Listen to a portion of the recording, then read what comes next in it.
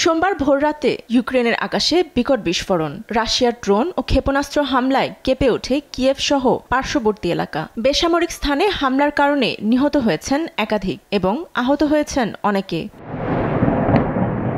ইউক্রেনের metro station, হাসপাতাল ও আবাসিক ভবনসহ একাধিক স্থান হামলায় ক্ষতিগ্রস্ত হয়েছে। এসব স্থানে নিয়োজিত আছে উদ্ধারকারী দল। ধ্বংসস্তূপে আটকা পড়া ব্যক্তিদের চলছে উদ্ধার অভিযান। এদিকে রাশিয়া জানায় সামরিক প্রশিক্ষণ কেন্দ্রে চালিয়েছে হামলা। আরও দাবি করে ইউক্রেনের দোনেৎস্ক নামক একটি গ্রাম দখল করেছে রাশিয়ান সেনা। ইউক্রেন পাল্টা প্রতিক্রিয়ায় শপথ করে বলেছে রাশিয়ায় আক্রমণের পরিধি এখন আরও বাড়ানো হবে।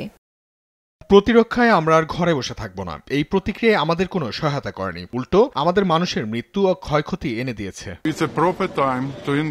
এখন সময় এসেছে রাশিয়াকে আলোচনায় বসতে বাধ্য করতে সব কূটনৈতিক পন্থা অবলম্বনের। তাদের আলোচনায় না বসার কোনো কারণ নেই। কিয়েভের 10টি অঞ্চলের মধ্যে 6টিতে হামলা চালিয়েছে রাশিয়ান বাহিনী। ফাতেমা তাসনিম, নিউজ ডেস্ক, দেশ টিভি।